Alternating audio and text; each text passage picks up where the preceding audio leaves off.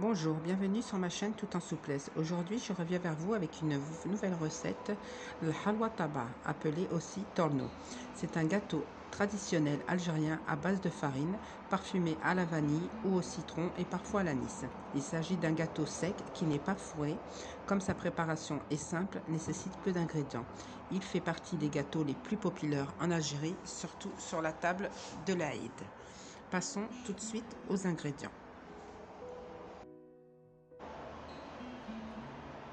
Il nous faudra 4 œufs, un blanc d'œuf, 200 ml d'huile, 200 g de sucre, 150 g de maïzena.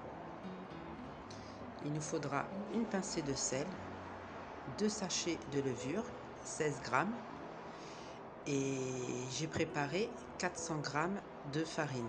Dans chaque verre, il y a 100 g.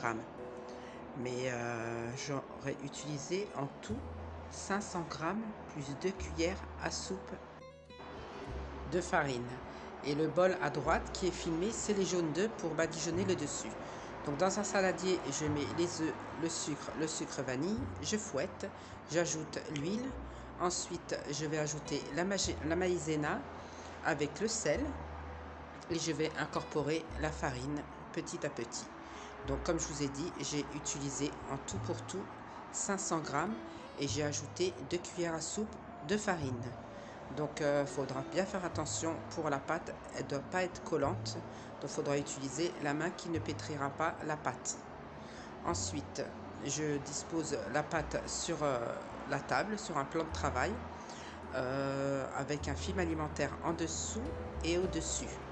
Et ensuite, je vais faire les empreintes. Donc vous utilisez n'importe quelle empreinte que vous avez, rond, en cœur, en losange, comme ceci en vidéo, pour avoir l'effet bombé.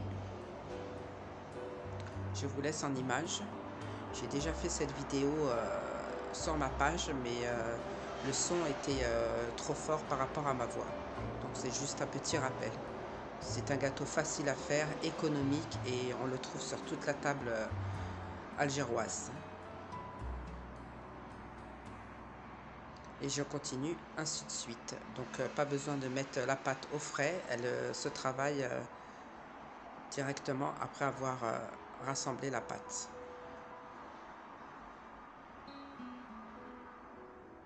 Voilà le résultat. Et je continue ainsi de suite jusqu'à épuisement de la pâte. J'ai disposé mes sablés sur une plaque recouverte de papier sulfurisé, parsemé de sucre ou de vermicelle. J'ai enfourné le four à 180 degrés entre 15 et 20 minutes. Tout dépendra de votre four. Nous arrivons à la fin de la vidéo.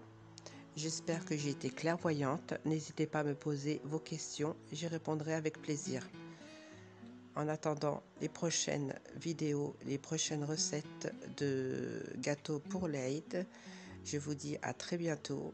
N'oubliez pas de partager un maximum, de liker, abonnez-vous et je vous dis à très bientôt sur ma chaîne Tout en souplesse. Bye bye!